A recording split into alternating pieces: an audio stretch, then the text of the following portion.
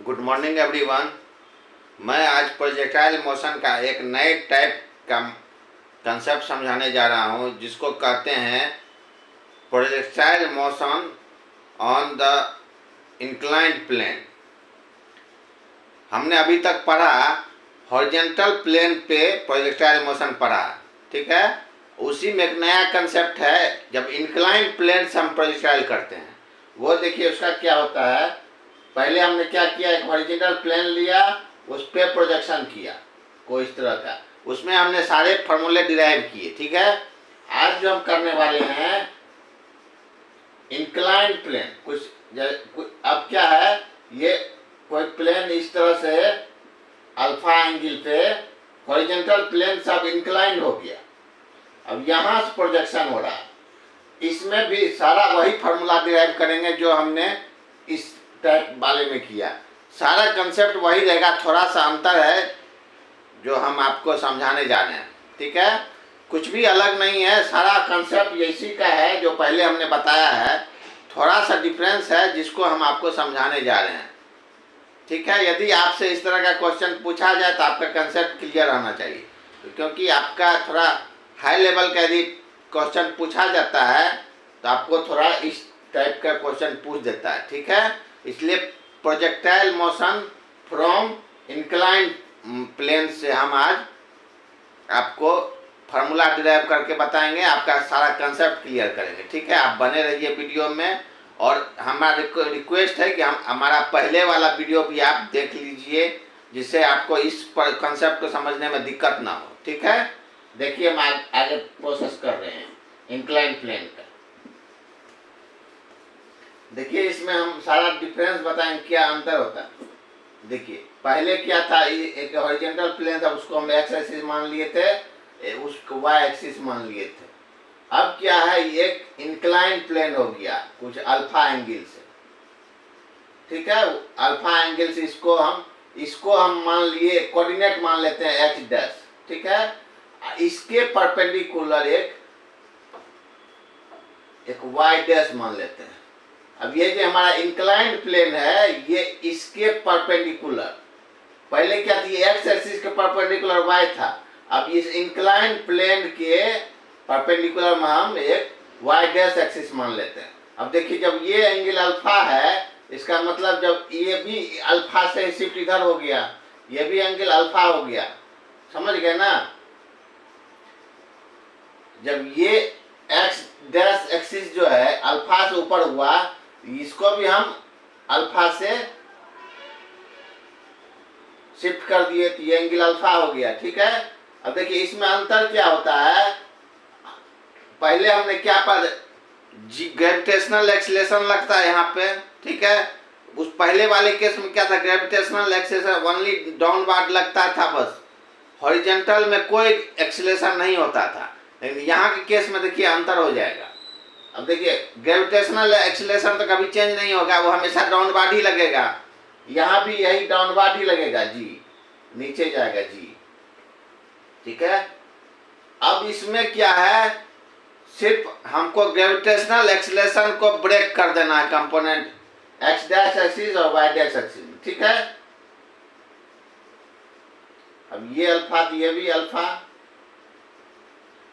अब इसको हम इसमें ब्रेक करेंगे, ये हो जाएगा आपको जी डाउनवर्ड, जी माइनस जी कॉस अल्फा, ठीक है।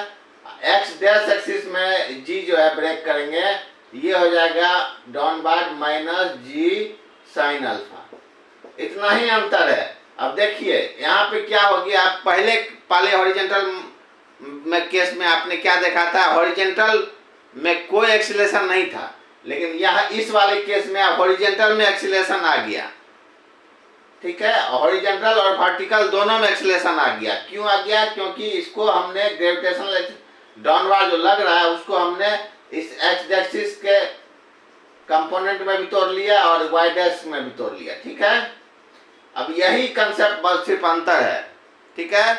उसके बाद सारा कंसेप्ट जितना पुराना वाला था वही लगाएंगे। अब सपोज यहाँ से हम फिर प्रोजेक्टाइल किए किसी इनिशियल वेलोसिटी u से, ठीक है। ये इसको हम मान लेते हैं कोई थीटा एंगल से प्रोजेक्टाइल की। अब देखिए ये पहले वाला फिगर आ गया आपका। अब सारा कंसेप्ट पहले वाला लगाएंगे और टाइम पीरियड, मैक्सिमम हाइट और रेंज फॉर्मूला निकाल लेंगे। ठीक है, देखिए वही कंसेप्ट होगा। मैक्सिमम हाइट पे जो है, मैक्सिमम हाइट पे क्या होगा, final velocity zero, v zero हो जाएगा। वही कंसेप्ट लगाएंगे, v बराबर u प्लस ए टी, वहां से हम टाइम पीरियड निकाल लेंगे। वही सिमेट्रिक वाला कंसेप्ट है, जो जितना टाइम यहाँ से यहाँ आने में लगा उतना टाइम यहाँ से यहाँ लगेगा। ठीक है, t निकाल लेंगे, उसमें 2 से मल्टीप्लाई कर देंगे, टोटल टाइम पीरियड डालेगा। उसके बाद फिर हम वही v स्क्वायर बराबर u स्क्वायर प्लस 2as जो फार्मूला है उससे मैक्सिमम हाइट निकाल लेंगे। फिर अब देखिए रेंज निकाल लेंगे। रेंज जो निकालेंगे हमारा हॉरिजॉन्टल वर्टिकल प्लेन के डायरेक्शन में। ठीक है, उसमें हम s बराबर U T plus half A T square लगा के हम अपना फार्मूला डिराइव करेंगे। आपको हम फार्मूला डिराइव करके बता रहे हैं। ठीक है, सिर्फ आपका यहाँ फिगर से हम कंसेप्ट क्लियर करना चाह रहे थे। ठीक है, आपका ग्रेविटेशनल एक्सेलरेशन कैसे ब्रेक किए समझ गए कि देखिए ये एंगल अल्फा से इंक्लाइंड है, इसका मतलब ये भी एंगल अल्फा, ये भी एंगल अल्फा, इसमें नीचे लग रहा है ग्रेविटेशनल एक्सेलरेशन, इसको ब्रेक किए वाई डैश एक्सिस में, ये हो गया माइनस जी कॉस अल्फा, और फिर एक्स डैश में क्या हो गया माइनस जी साइन अल्फा। ठीक है, फिर हमने इस velocity final initial velocity u को ब्रेक कर दिया, वो तो पहले जैसे u cos थीटा इधर हो जाएगा, इधर y डैश में u sin थीटा। ये तो पहले वाला कंसेप्ट है, यही कंसेप्ट रहेगा। उसके बाद हम लीनियर वेलोसिटी, लीनियर मोशन का जो इक्वेशन है उसके बेस पे हमें टाइम पीरियड, मैक्सिमम हाइट और रेंज निकाल लेंगे। ठीक है, देखिए कैसे निकालते हैं।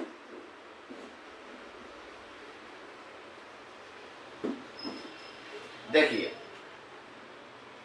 v equal to u plus a t होता है, यहाँ v जीरो हो गया मैक्सिमम हाइट पे, u क्या हो गया वर्टिकल में u साइन थीटा। ठीक है, माइनस ए क्या हो गया आपका वर्टिकल में माइनस जी कॉस अल्फा आई टी, यहां से t निकाल लिए, u sine theta by g cos alpha. देखिए कितना, यही कंसेप्ट हमने पहले भी निकाला। यहाँ से आपको t निकल गया, यहाँ से मैक्सिमम हाइट जाने में कितना टाइम लगा। अब लेकिन अब जब टाइम पीरियड निकालना होगा तो इसमें 2 से मल्टीप्लाई कर देंगे, क्योंकि जितना जाने में लगा उतना आने में भी लगेगा। ठीक है, ये आपका टाइम पीरियड हो गया, total time period of project है। ये पहला इक्वेशन फार्मूला निकल गया 2u sine theta by g cos alpha. ठीक है, अब दूसरा फार्मूला हम निकालने जा रहे हैं मैक्सिमम हाइट। यहां हम आपको लिख देते हैं t बराबर क्या, 2u sine theta by g cos alpha. अब दूसरा मैक्सिमम हाइट निकाल लेंगे h, वो भी निकालेंगे v स्क्वायर बराबर u स्क्वायर प्लस 2as। इस पर यहाँ फिर ये जीरो, u क्या है वर्टिकल में u साइन थीटा, नहीं u square sine square theta, फिर माइनस क्योंकि g माइनस में है 2 वर्टिकल में, फिर वर्टिकल वाला हम यहाँ पर एक्सेलरेशन देंगे 2g, g क्या है g cos alpha.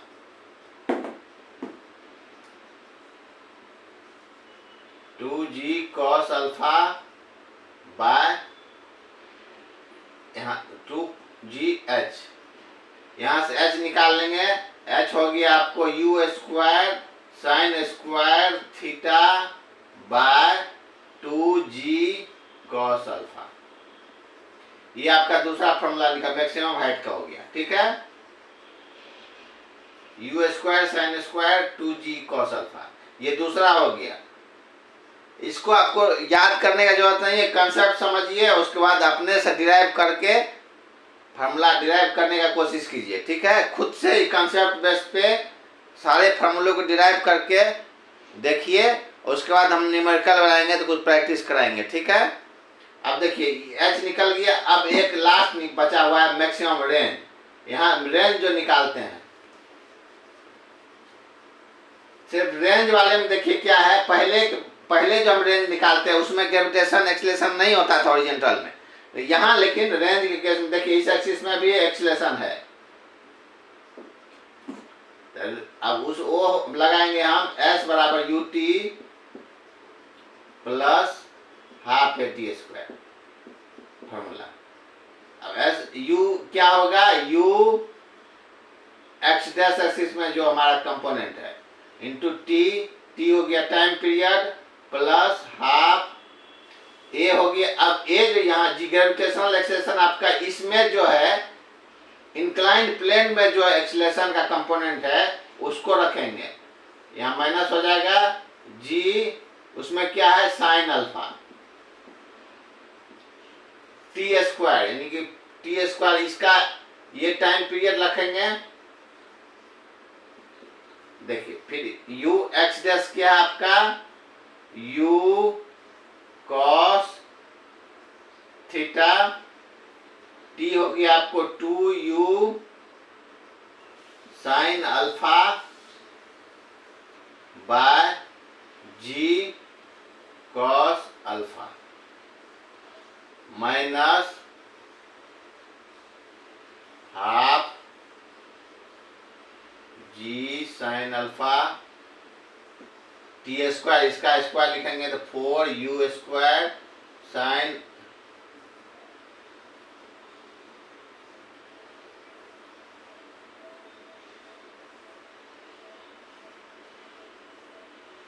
Square theta by g square cos square alpha. अब इसको हम सिंप्लीफाई करेंगे, ठीक है, सिंप्लीफाई करेंगे तो हम क्या करते हैं,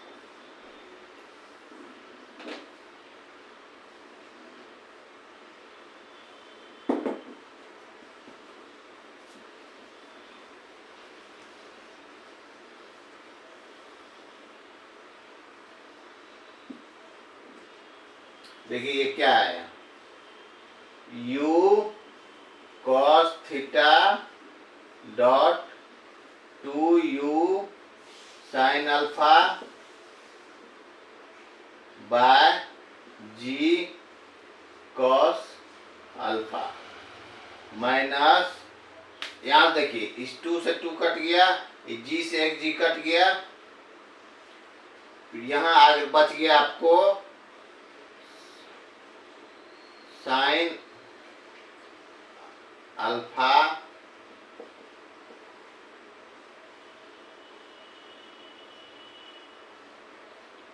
to u square sine square theta by g cos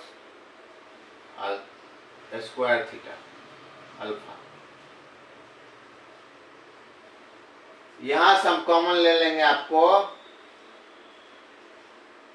2u square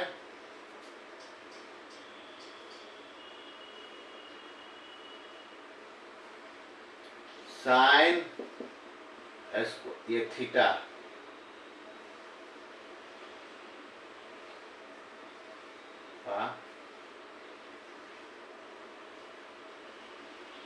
यहाँ से देखिए क्या क्या कॉमन ले सकते हैं, u स्क्वायर कॉमन ले सकते हैं, 2 कॉमन ले सकते हैं दोनों में,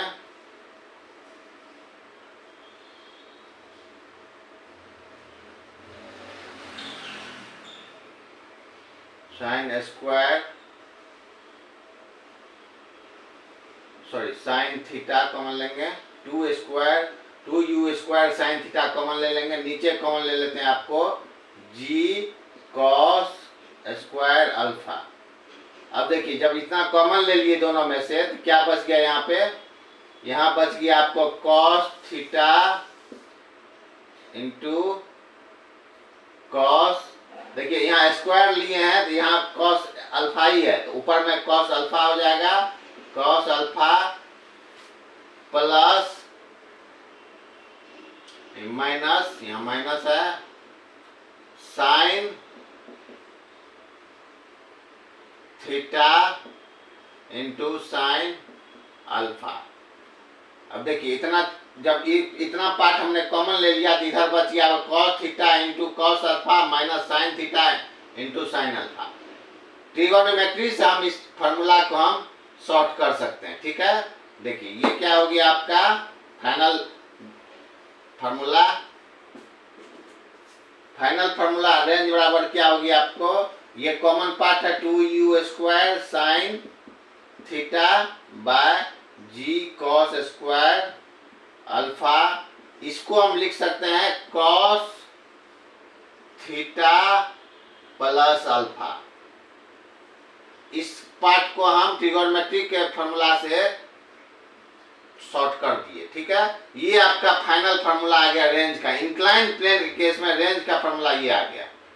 इसको कोई जरूरत नहीं याद करने का, सिर्फ कंसेप्ट जैसे हमने सिंप्लीफाई किया इक्वेशन, ऐसे आप करके अभ्यास कीजिए और आपका कंसेप्ट क्लियर होना चाहिए, ठीक है। अब समझ गए इंक्लाइन प्लेन में कैसे हम लोग फार्मूला डिराइव करते हैं, ठीक है। इसके बेस पर हम कुछ न्यूमेरिकल आप लोग के लिए लाएंगे और आप लोग कंसेप्ट पूरा क्लियर करेंगे, ठीक है। मेरा पर्पस यही है कि आप लोग का प्रोजेक्टाइल मोशन जैसे टफ पॉइंट को इजी बना देना, ठीक है। फिर अभी नए न्यूमेरिकल वगैरह के साथ आते हैं। Thank you.